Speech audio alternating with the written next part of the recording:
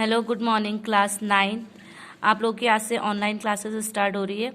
हम लोग पढ़ रहे थे पाठ 6 वाक, जिसकी कवित्री थी ललद्य। इसका पहला वाक हम लोगों ने पढ़ लिया था। रस्सी कच्चे धागे की खींच रही मैं नाव, जाने कब मेरी पुकार, करे देव भव सागर पार।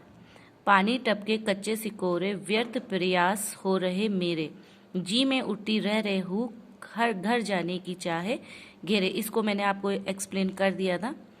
उसके बाद आज हमारा वाक नंबर 2 है। खा खाकर कुछ पाएगा नहीं, ना खाकर बनेगा अहंकारी।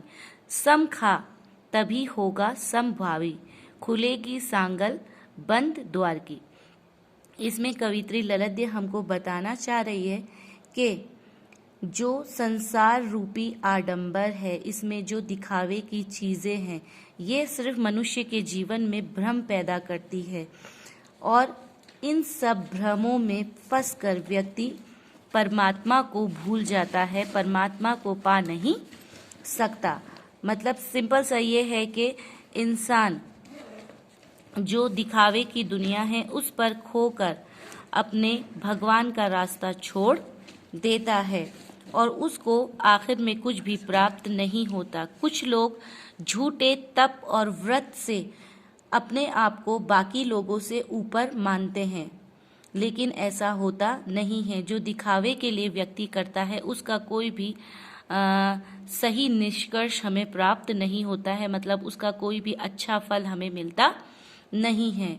अगर इंसान को भगवान से मिलना है और उसकी प्राप्ति करनी है तो उसे अपने अंदर के अहंकार को खत्म करना होगा, जिससे वे अपनी सारी इंद्रियों पर काबू प्राप्त कर सके, मतलब अपनी इच्छाओं पे काबू प्राप्त कर सके और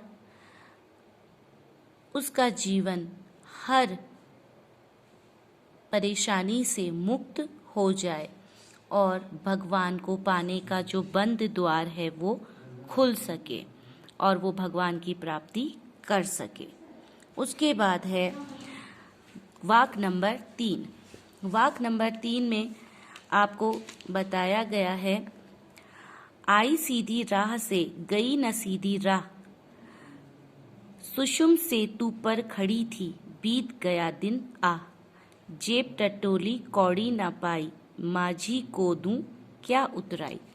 इसमें कवित्री ललद्य हमें बता रही है, दुख से भरे स्वर में कहती है, मतलब दुखी होकर कहती है, जब परमात्मा ने मुझे संसार में भेजा था तो मैं सीधी राह से आई थी, मतलब मेरे अंदर कोई भी ईर्ष्या चालाकी नहीं थी, मोह माया नहीं थी, मैं सीधी राह से इस संसार में आई थी,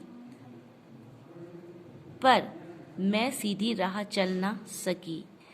क्यों? क्योंकि इंसान जिस तरीके से बड़ा होता जाता है उसकी आकांक्षाएं बढ़ती जाती है, उसकी उम्मीदें बढ़ती जाती है और वो हर चीज़ को सोचने समझने लगता है और इस संसार की जीवन रूपी बाधाओं में फंसकर इसी संसार की मोह माया में फंस जाता है।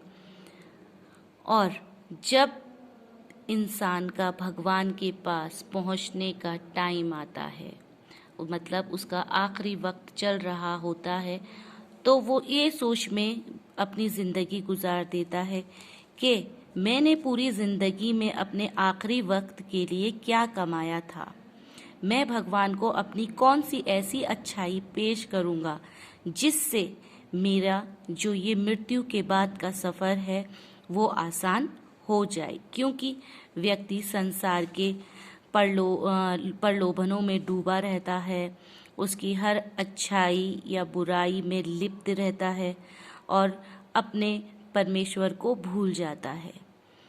जब आखिरी समय आता है तो हमारा जो बाकी का जीवन, जो मरने की बाद की ज़िंदगी है, जिसके लिए हमें अच्छी अच्छी चीज़ों को जमा करके ले जाना होता है, वो इंसान के पास मौजूद नहीं होती है। क्योंकि परमात्मा दुनियाई जो चीज़ें हैं उनसे खुश नहीं होता है। जो हमारे कर्म होते हैं, जो अच्छे संस्कार होते हैं, वही हमारी लास्ट में पूंजी रहती है।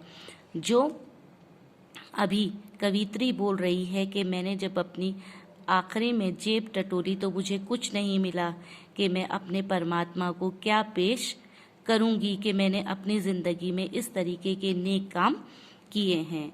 तो इसमें जो सेकंड पार्ट है, खा खा कर कुछ पाएगा नहीं, उसका आप लोग सप्रसंग व्याख्या लिख लेंगे और हर कोई ये क्लास अटेंड करेगा। ओके।